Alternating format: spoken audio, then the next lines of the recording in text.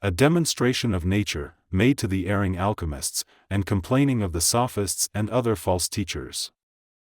Set forth by John A. Mehung. Nature speaks. Good heavens, how deeply I am often saddened at seeing the human race, which God created perfect, in His own image, and appointed to be the lords of the earth, depart so far away from me. I allude more particularly to you, O stolid philosophaster, who presume to style yourself a practical chemist, a good philosopher, and yet are entirely destitute of all knowledge of me, of the true matter, and of the whole art which you profess. For, behold, you break vials, and consume coals, only to soften your brain still more with the vapors. You also digest alum, salt, orpiment, and atrament, you melt metals, build small and large furnaces, and use many vessels. Nevertheless, I am sick of your folly, and you suffocate me with your sulphurous smoke. With most intense heat you seek to fix your quicksilver, which is the vulgar volatile substance, and not that out of which I make metals, therefore you effect nothing. For you do not follow my guidance, or strive to imitate my methods, rather mistaking my whole artifice.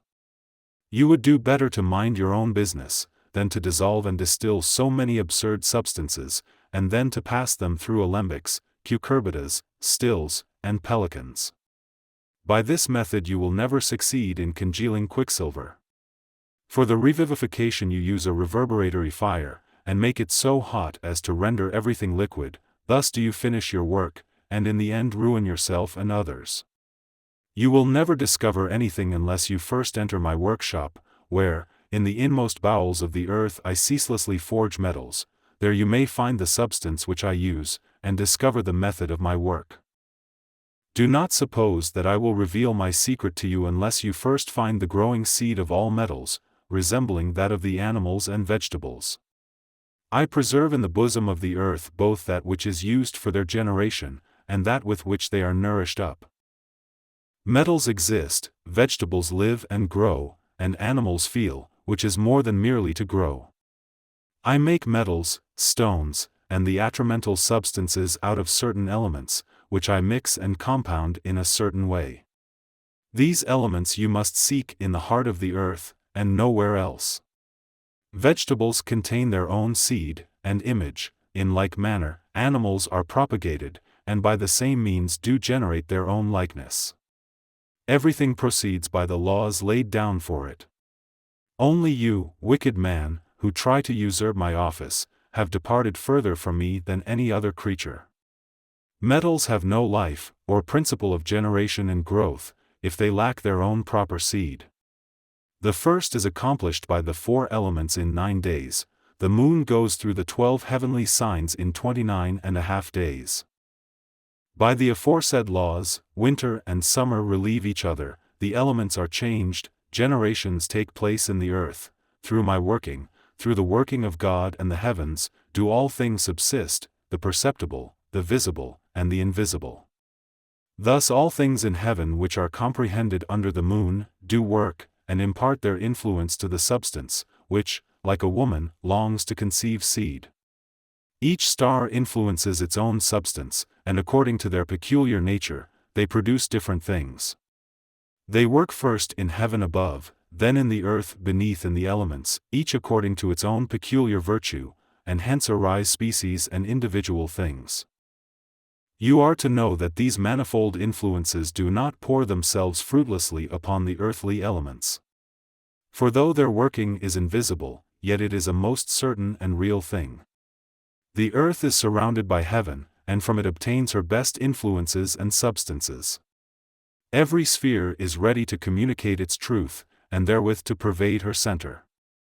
Through this motion and heat, there arise upon earth vapors, which are the first substances. If the vapor is cold and moist, it sinks down again to the earth, and is there preserved. That which is moist and warm ascends to the clouds. That which is shut up in the earth I change, after a long time, into the substance of sulfur, which is the active, and into quicksilver, which is the passive principle. The metals are another mixture of this first composition. The whole is obtained from the 4 elements, which I form into one mass. This process I repeat so often that you have no excuse for a mistake. After the putrefaction comes the generation, which is brought about by the internal incombustible warmth heating the coldness of the quicksilver, which gladly submits to this heat because it wishes to be united to its sulfur. All these things, fire, air, and water, I have in one alembic in the earth.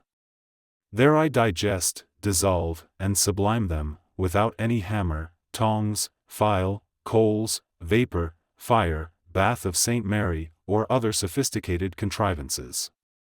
For I have my own heavenly fire which excites the elemental according as the matter desires to put on a suitable and comely form. Thus I extract my quicksilver from the 4 elements or their substance. This is always accompanied by its sulfur, which is its second self, and warms it gradually, gently, and pleasantly. Thus the cold becomes warm, and the dry moist and oily. But the moist is not without its dry substance, nor is the dry without its moist. One is conserved by the other in its first essence, which is the elementary spirit of the essence, or the quintessence, from which proceeds the generation of our child. The fire brings it forth, and nourishes it in the air, but before that, it is decomposed in virgin earth, then water flows forth, or it flows forth from the water, which we must seek, since it is my first matter, and the source of my mineral. For contrary resists strenuously to contrary, and doth in such wise fortify itself, lest perchance it be carried away in operating, then does it suffer transmutation, and is stripped of its form by the concupiscence of matter, which incessantly attracts a new form. By my wisdom I govern the first principle of motion. My hands are the 8th sphere, as my Father ordained, my hammers are the 7 planets, with which I forge beautiful things. The substance out of which I fashion all my works, and all things under heaven, I obtain from the 4 elements alone. Chaos, or Hyle, is the first substance.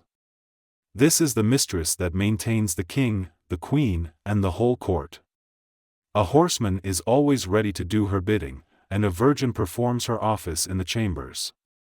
The more beautiful she is, the more beautiful do I appear in her. Know also that I have power to give their essence to all essences, that it is I who preserve them, and mold them into shape. Moreover, observe the 3 parts into which God has divided the first substance. Of the first and purest part he created the cherubim, seraphim, archangels, and all the other angels. Out of the second, which was not so pure, he created the heavens and all that belongs to them. Of the third, impure part, the elements and their properties. First and best of these is fire. Fire admits of no corruption, and contains the purest part of the quintessence. After fire, he made the subtle air, and put into it a part, but not so large a part, of the quintessence. Then came the visible element of water, which has as much of the quintessence as it needs. Last of all comes the earth. All these, like all the rest of nature, he created in a moment of time. The earth is gross and dark, and though it is fruitful, yet it contains the smallest part of the quintessence. At first the elements remained as they were in their separate spheres. So air is really moist, but is properly tempered by fire. Water is really warm, but obtains its moisture from the air. The earth is really dry, but it is also cold, its great dryness renders it akin to fire. Fire, however, is the first of elements which causes life and growth by its heat. Now all these elements influence and qualify each other, so that each in its turn is now active, now passive. For instance, fire works upon air and earth. Earth is the mother and nurse of all things, and sustains all that is liable to decay under heaven. Now God has given me power to resolve the 4 elements into their quintessence. This is that first substance which in every element is generically qualified. I resolve them for my own purpose, and thereby bring about all generation. But no one will be able to resolve me into my first substance, as he strives to resolve the elements. For I alone can transmute the elements and their forms, and he who thinks otherwise deceives himself. For you will never be able to assign to each substance its proper influence, or to find the correct proportions of the elements which are required by that substance. I alone, I say, can form created things, and give to them their peculiar properties and substance. By my heavenly mysteries I produce perfect works, which are justly called miracles, as may be seen in the elixir which has such marvelous virtue, and is of my own forming. No art upon earth can add anything to, or improve upon, my workmanship. Every sane person must see that nothing can be accomplished without a perfect knowledge of the heavenly bodies, or apart from the efficacy which abides in them. Without these everything is error and misuse. And yet, whence is a mere man to obtain this influence, and how is he to apply it to the substance? How can he mingle the elements in their right proportions? Even if a man were to spend a long life in the investigation of this secret, says Avicenna, De Viribus Cordis, chapter 2, he would not get any nearer to its solution. It is entrusted to my keeping alone, and can never be known to any man. By my virtue and efficacy I make the imperfect perfect, whether it be a metal or a human body. I mix its ingredients, and temper the four elements. I reconcile opposites, and calm their discord. This is the golden chain which I have linked together of my heavenly virtues and earthly substances. I accomplish my works with such unerring accuracy that in them all my power is shown forth, and with so much skill that the wisest of men cannot attain to my perfection. Go forth then, and behold my works, you who think yourself so skilled a workman, and, without any knowledge of me, with your coal fires and your St. Mary's bath, strive to make gold potable in my alembics, and know that I cannot bear the sight of your folly. Are you not ashamed, after considering my works, to attempt to rival them with your malodorous decoctions in your colored and painted vials, and thus lose both your time and your money? I am at a loss to conceive what you can be thinking. Have pity upon yourself, and consider my teaching. Try to understand rightly what I tell you, for I cannot lie. Consider how that most glorious metal, gold, has received its beautiful form from heaven and its precious substance from the earth. The generation of the precious stones, such as carbuncles, amethysts, and diamonds, takes place in the same manner. The substance itself is composed of the four elements, its form and qualities it receives through heavenly influences, although the capacity of being thus wrought upon slumbers in the element and is only brought out and purified in the course of time. All this is accomplished by my hands alone. I am the architect, and no one else knows the secret of life. For, however wise he may think himself, he does not know how much to take of each element, or where to obtain it, or how to mingle hostile elements so as to allay their discord, or how to bring the heavenly influences to bear on these essences. He cannot even make iron, or lead, or the very basest of metal. How then should he be able to make gold except by stealing my treasure? The object which he desires can be accomplished by my art alone, an art which it is impossible for man to know. And even though we allow gold to be the most precious of metals, yet gold by itself cannot cure diseases, or heal the imperfections of other metals, or change them into gold. In the same way glass, which might otherwise be the philosopher's stone, can never become so soft as to be rendered malleable. Gold alone is the most precious and the most perfect of all the metals. But if you cannot even make lead, or the minutest grain of any metals, or produce the fruit of any herb, how hopeless must your search after the art of making gold appear? Again, if you say that you wish to produce some chemical result, even if it do not turn out to be gold, I answer that you thereby only give a fresh proof of your folly. Can you not understand that the secret of my innermost working must always remain a sealed book to you? What nature does can never be successfully imitated by any created being. Nay, if I made gold out of 7 metals, and you do not understand my method, how can you ever hope to prepare the substance which itself changes all metals into the purest gold, and is the most precious treasure that God has given me? You are foolish and ignorant, if you do not know that this precious thing which you seek is, to the created mind, the greatest mystery of nature, and that it is compounded by heavenly influences, and thus has power to heal and deliver men from all diseases, and to remove the imperfection of the base metals. If, therefore, it is in itself so perfect that it has not its like upon earth. It must surely be the workmanship of the highest intelligence, since no one else can even make gold, and certainly not produce a thing which has itself the power of making gold. Surely, to maintain that you are able to prepare such a thing, is like saying that you cannot carry 10 pounds, but that you are strong enough to carry 100 pounds. Put to heart, therefore, the true scope and responsibility of your intent. I, myself, again, receive all my wisdom, virtue, and power from heaven, and my matter, in its simplest form, is the 4 elements. This is the first principle and the quintessence of the elements, which I bring forth by reductions, time, and circulations, by which I transmute the inferior into the more perfect, the cold and dry into the moist and warm, and thus I preserve stones and metals in their natural state of moisture. This is brought about by the movements of the celestial bodies, for by them the elements are ruled, by their controlling influence like is brought to like. The purer my substance is, the more excellent are the results produced by the heavenly influence. And do you think that there in your alembic, where you have your earth and water, I will be induced by your fire and heat, and by your white and red color, to bend my neck to your yoke and to do your will and pleasure? Do you think that you can move the heavens, and force them to shed their influence upon your work? Do you think that that is an organic instrument which gives forth sweet music only when it is touched by the musician's fingers? You take too much upon yourself, you foolish man. Do you not know that the revolutions of the heavens are governed by a mighty mind, which, by its influence, imparts power to all things? I beseech you to remember that all great things proceed from me, and, in the last instance, from God, and not to suppose that the skill of your hands can be as perfect as the operation of nature.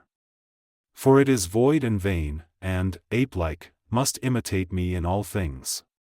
Nor must you suppose that your distilling, dissolving, and condensing of your substance in your vessel, or your eliciting of water out of oil, is the right way of following me. Far from it, my son. All your mixing and dissolving of elements never has produced, and never can produce, any good result. Do you wish to know the reason? Your substance cannot stand the heat of the furnace for a single half-hour, but must evaporate in smoke, or be consumed by the fire. But the substance with which I work, can stand any degree of heat, without being injured. My water is dry, and does not moisten what it touches, it does not evaporate, or become less, neither is its oil consumed. So perfect are my elements, but yours are worse than useless. In conclusion, let me tell you that your artificial fire will never impart my heavenly warmth, nor will your water, oil, and earth supply you with any substitute for my substance. It is the gift of God, shed upon the elements from heaven, and upon one more than upon another, but how, is known only to me, and to the great artist who entrusted me with this knowledge. One thing more let me tell you, my son. If you would imitate me, you must prepare all out of one simple, self-contained matter, in one well-closed vessel, and in one alembic. The substance contains all that is needed for its perfect development, and must be prepared with a warmth that is always kept at the same gentle temperature. Let me ask you to consider the birth and development of man, my noblest work. You cannot make a human body out of any substance whatsoever. Of my method in forming so subtle a body neither Aristotle nor Plato had the remotest knowledge. I harden the bones and the teeth, I make the flesh soft, the muscles cold, the brain moist, the heart, into which God has poured the life, warm, and fill all the veins with red blood. And in the same way, I make of one quicksilver, and of one active male sulfur, one maternal vessel, the womb of which is the alembic. It is true that man aids me with his art, by shedding external heat into the matrix. More than this, however, he cannot do. He, then, that knows the true matter, and prepares it properly in a well-closed vessel, and puts the whole in an alembic, and keeps up the fire at the proper degree of warmth, may safely leave the rest to me. Upon the fire all depends, and much, therefore, does it behove you to see thereto.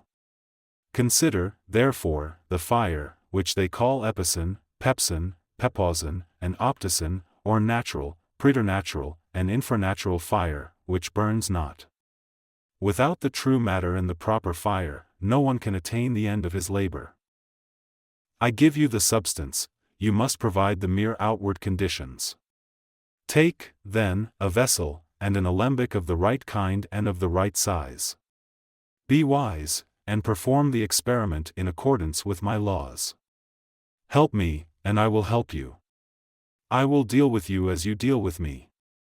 To my other sons, who have treated me well, have obeyed their father and mother, and submitted themselves to my precepts, I have given a great reward, as John de Mehung, for instance, will tell you.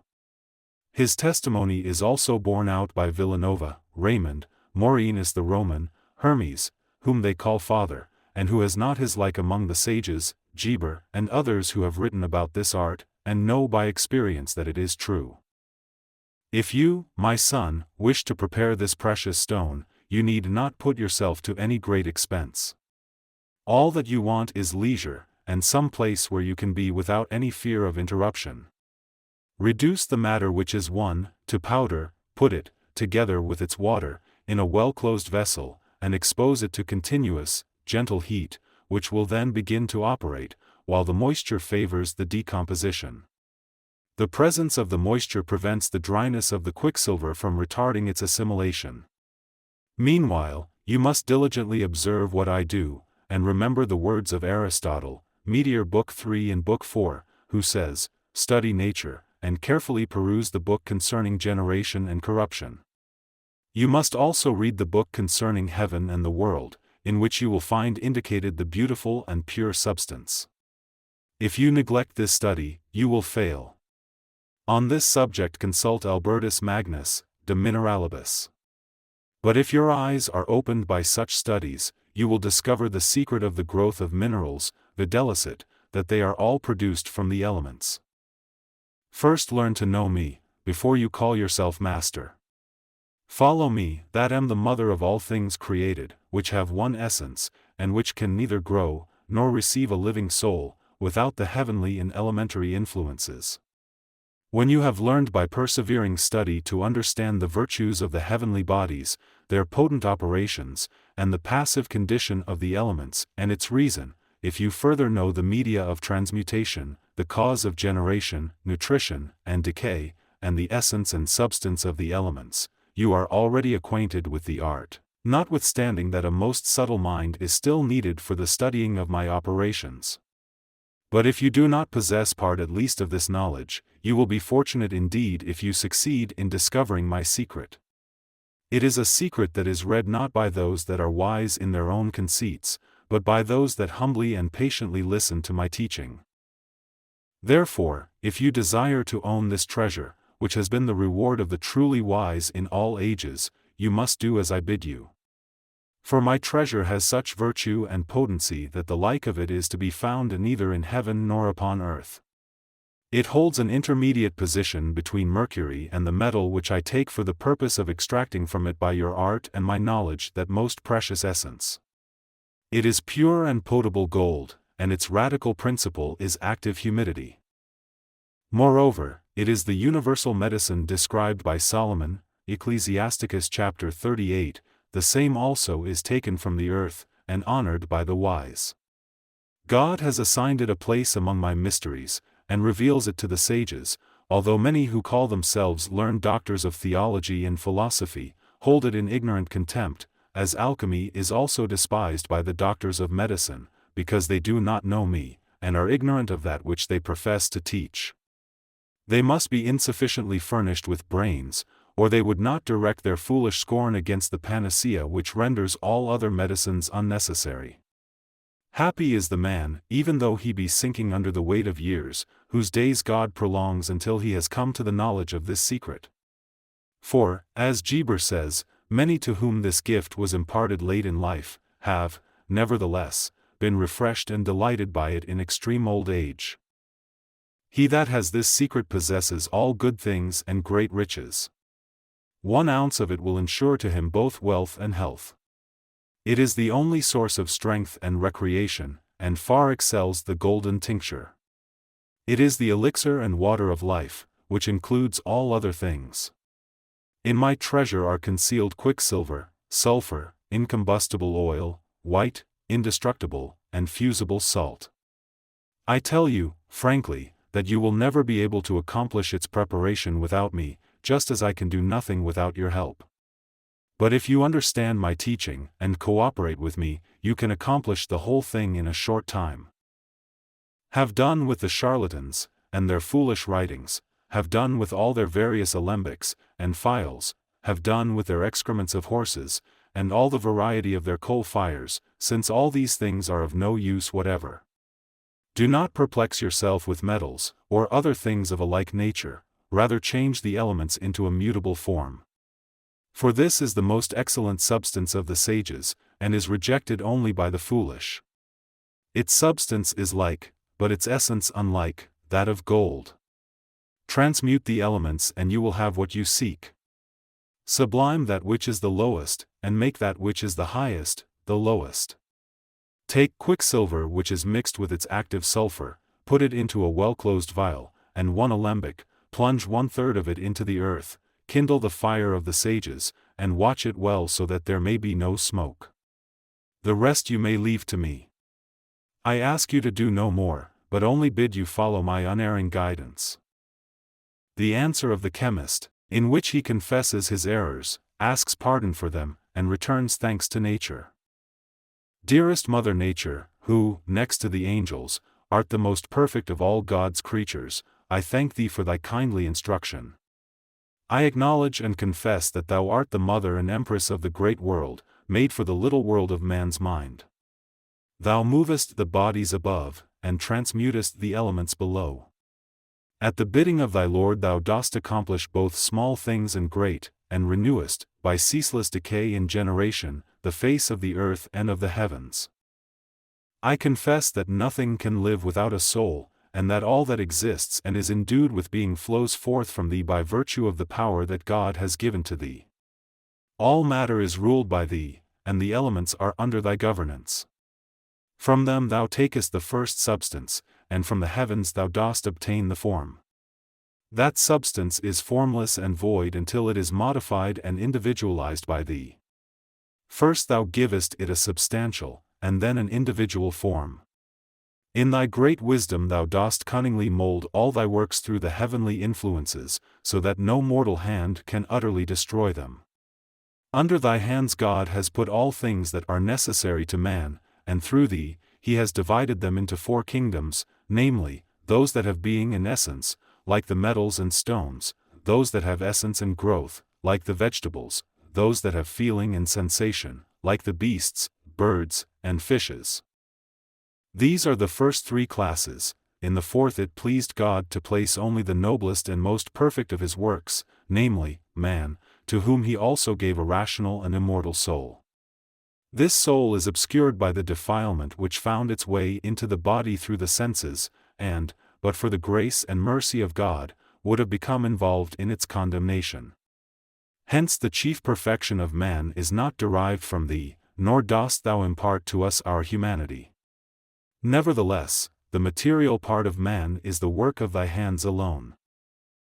And, surely, our bodies are cunningly and wonderfully made, and, in every part of them, bear witness to the masterly skill of the workman.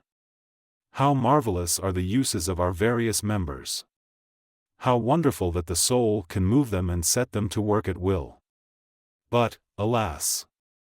Oftener still the body is master of the soul, and forces it to do many things which pure reason condemns.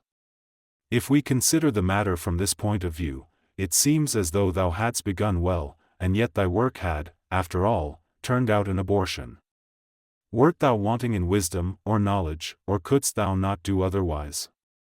Pardon me if I speak too presumptuously about thy wisdom, I only desire to be rightly and truly informed. For, indeed, even now thy stern rebuke has made many things clear to me. I have spent my whole life in attending to thy lessons, and the more closely I have listened, the more clearly have I understood my mistakes and the depth of thy wisdom.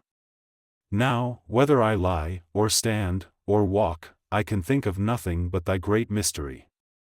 And yet I am unable to conceive what substance and form I must take for it. Thou didst sternly rebuke me for not following thy way, but thou knowest that, if I do not obey thee, it is only because I do not know what thou wouldst have me do. I shall never be able to attain any satisfactory result in this art, unless thou wilt enlighten my blindness. Thou hast rightly said that it is not for man to know the mystery of thy working. How then can I be guided to this knowledge, unless thou wilt take me by the hand? Thou sayest that I must follow thee, and I am willing to do so. But tell me what I must do, and what books I must study for that purpose. Of the books which I have read, one says, do this, and the other, no, do that, and they are full of unintelligible expressions and of dark parables. At last I see that I cannot learn anything from them. Therefore I take refuge with thee, and instantly beseech thee to advise and to tell me how to set about this difficult task. On my knees I implore thee to show me the way by which I can penetrate into the lower parts of the earth, and by what subtle process I am to obtain the perfect mercury of the metals. And yet I doubt whether any man, even after obtaining this mercury, can really make gold. That is thy work, and not the work of man, as thy words and my own experience most clearly shew. We see that the cold and moist mercury needs the assistance of its sulfur, which is its seed after its kind, or its homogeneous sperm, out of which the metal or stone must be produced. But thou sayest only, take the proper substance, the proper vessel, the proper mineral, the proper place, and the proper fire, then form, color, and life will grow and spring forth from thence. Thou art the architect, thou knowest the glorious properties of the matter. The active principle can do nothing unless there be a passive principle prepared to receive its influence. Thou knowest how to mix the warm and the cold, the dry and the moist. By reconciling hostile elements, thou canst produce new substances and forms. For I did indeed understand all that thou didst tell me, but am unable to express it so well as thou. This thou hast firmly impressed on my mind, that the elixir is composed by the reconciling and mutual transmutation of the four elements. But what man is sufficient for such a task? For who knows how earth can have its essence in common with air, or how it can be changed into moisture which is contrary to its nature? For humidity will not leave a cold and humid element, not even under the influence of fire. This, too, is the work of nature, that it becomes black, and white, and red. These three visible colors correspond to the three elements, earth, water, and fire, and are pervaded by the air.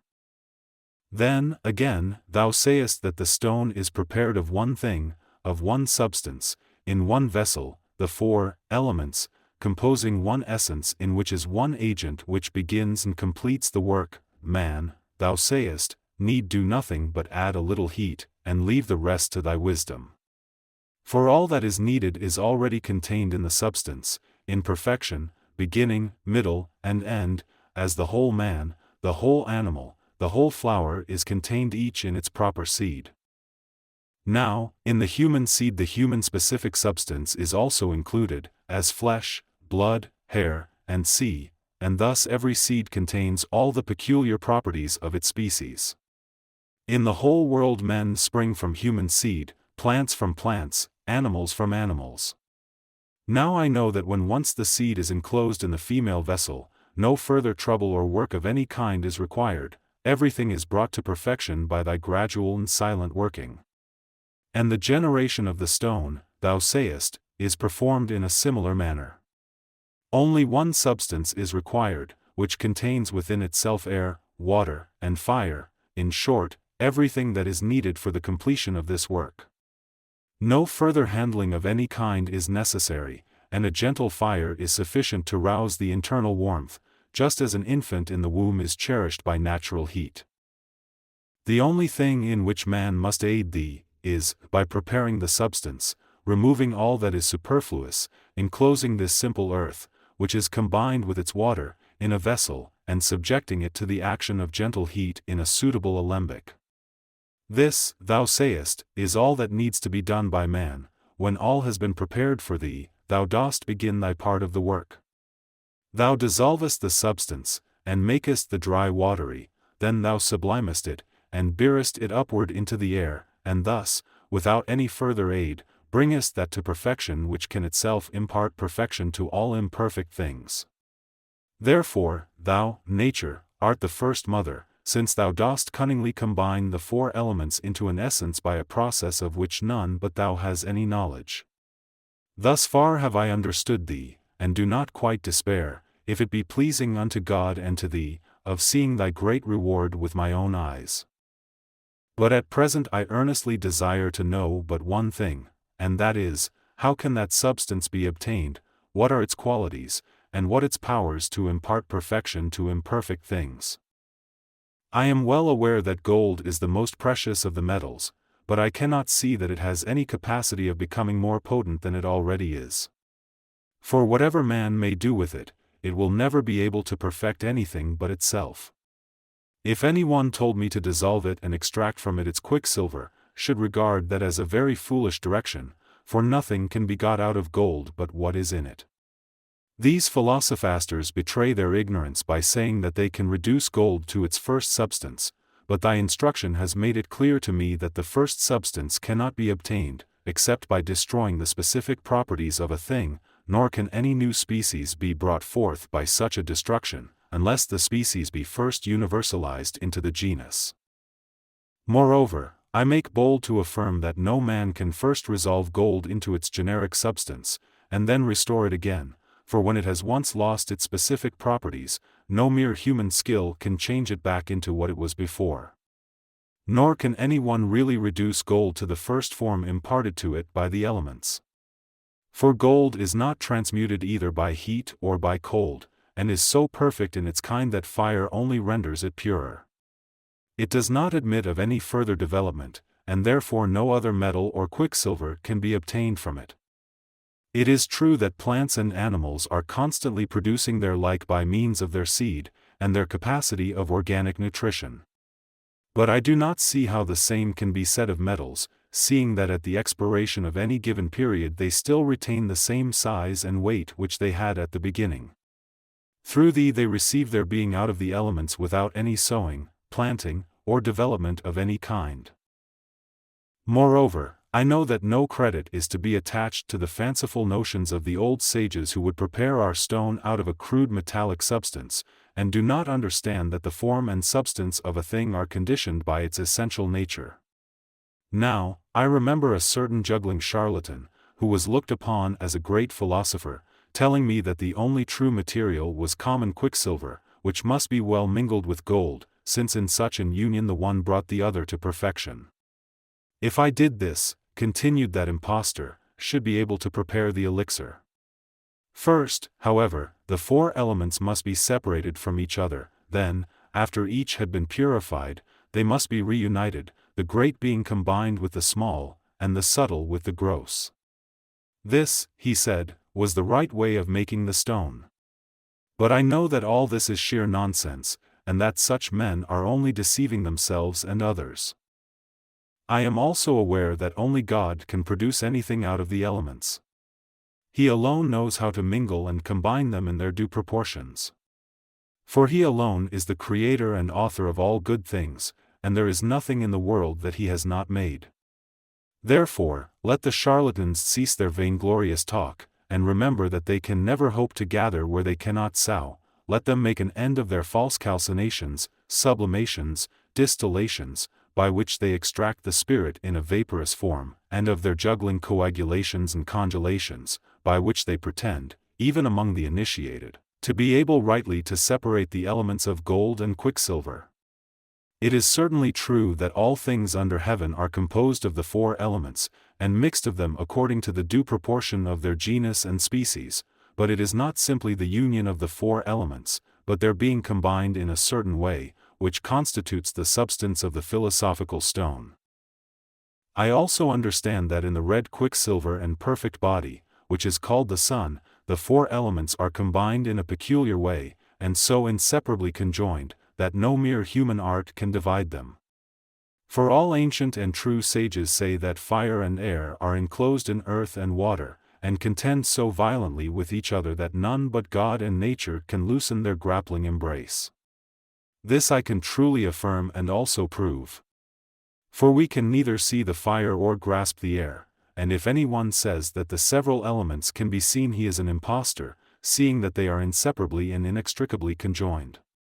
For, although the sophists pretend, and confidently affirm, that they can divide gold and quicksilver into the 4 elements, yet for all that they speak not the truth. If 2 elements, fire and air, were thus taken away, all the rest must vanish into nothing. They may say that those 2 are retained, but they are, nevertheless, densely ignorant as to what becomes of them, for air and fire cannot be seen or perceived.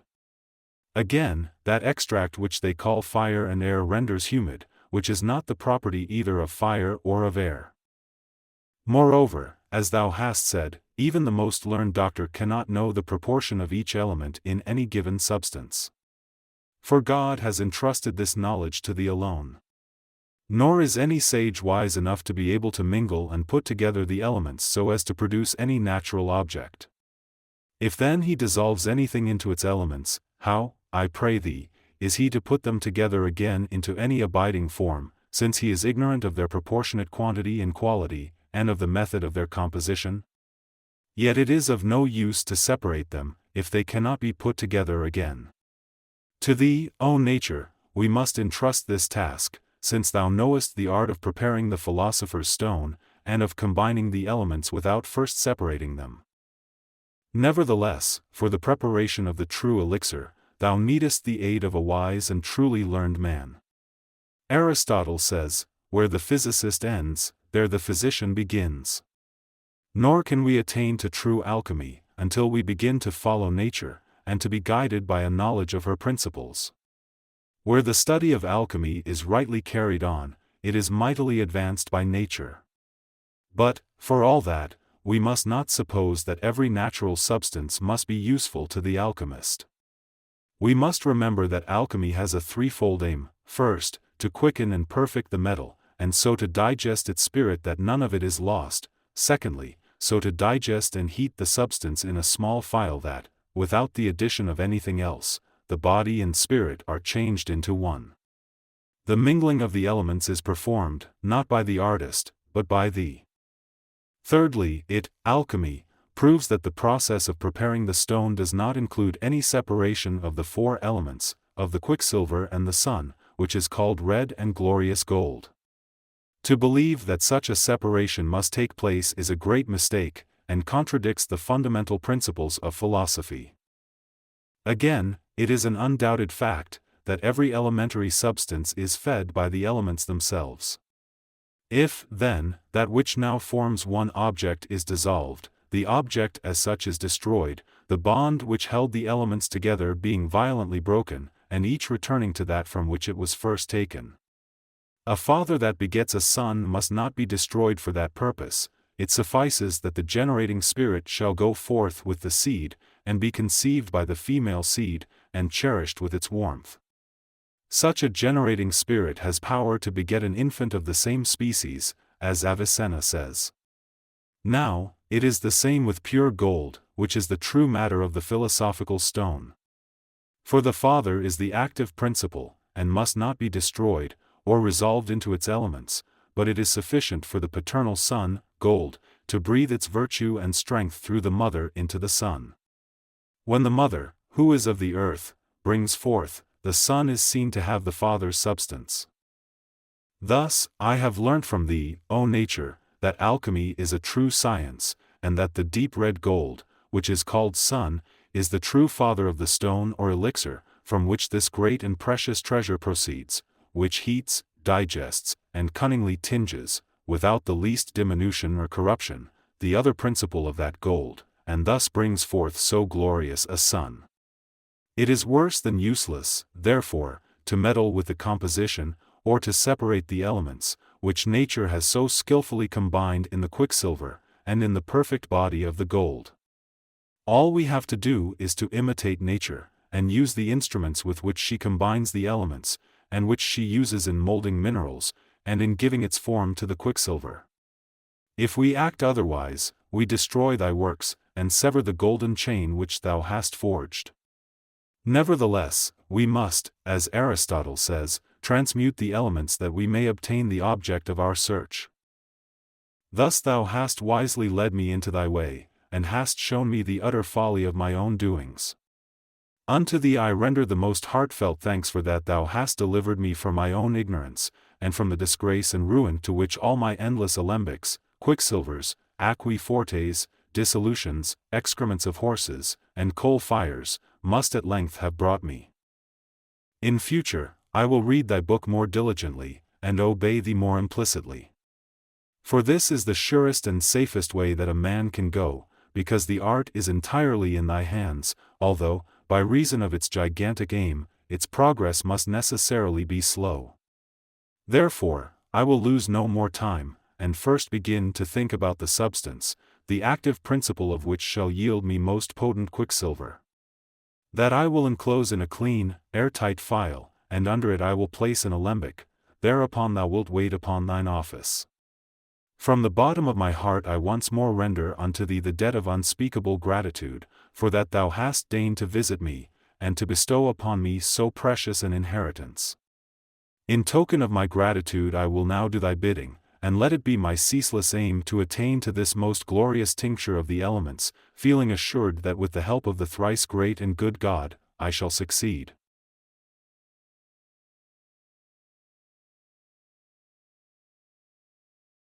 Thanks for watching the Wisdom Rocker. Don't forget to like, comment, and share.